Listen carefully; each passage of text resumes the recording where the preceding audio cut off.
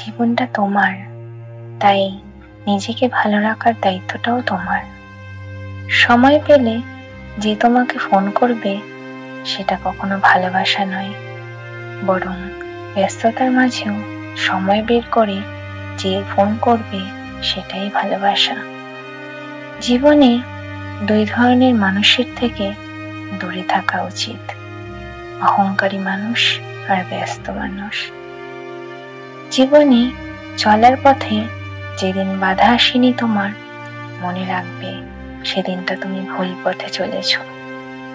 ভালোবাসা সবার কপালে সয় না। ভালোবাসা পেতে গেলে শুধু সুন্দরী হলেই হয় না, কপালটা থাকাও জরুরি। হয়তো ভুল করে তোমাকে চেয়েছিলাম, আমি জানতাম না তুমি এতটা দামি। মনের পাখি মায়ার টানে ফিরে আসে তার নীড়ে, কিন্তু নিজের মনের মানুষ ফেরে না যদি বাঁধন যায় ছিঁড়ে। ভেবেছিলাম ডায়েরিতে লিখবো তোমার ভালোবাসার গল্প, কিন্তু লিখতে হচ্ছে হাজারো কষ্টের গল্প। যৌবনে দেহের তৃষ্ণা মেটাতে নয়, বৃদ্ধ বয়সে বেঁচে থাকার অবলম্বন হিসেবে তোমাকে চাই।